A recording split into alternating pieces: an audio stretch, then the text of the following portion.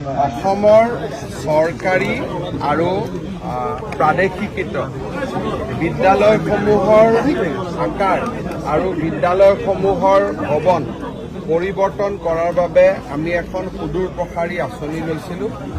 বৰ্তমান সমগ্ৰ অসমতে 500খন বিদ্যালয় ভৱন নতুনকৈ নিৰ্মাণ কৰাৰ এটা বিশাল আঁচনি চলি আছে।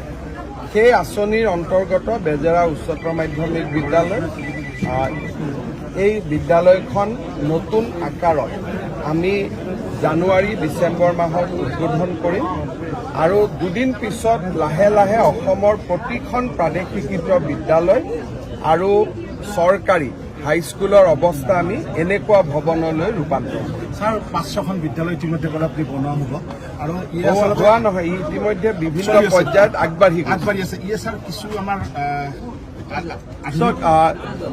আমাৰ ডন বস্কো ছেইণ্ট মেৰিজতকৈ অসমীয়া স্কুলবিলাক দেখিব ভাল হ'ব।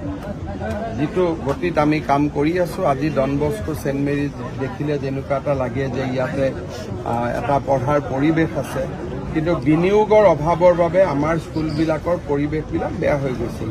কোনোবা MP ফাণ্ডৰ পৰা 1 লাখ, MP ফাণ্ডৰ পৰা 5 লাখ এনেকৈ লৈ স্কুলবোৰ বেলেগ বেলেগ ধৰণে বনোৱা হৈছিল।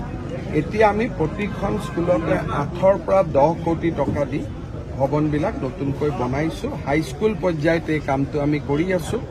4000 স্কুল আছে, এই বছৰ 500খন লৈছোঁ আৰু 500খনৰ বাবে আমি টকা পইচা যোগাৰ কৰাৰ কাৰণে চেষ্টা কৰি আছোঁ, যাতে টোটেল 1000খন আমি নিব পাৰোঁ।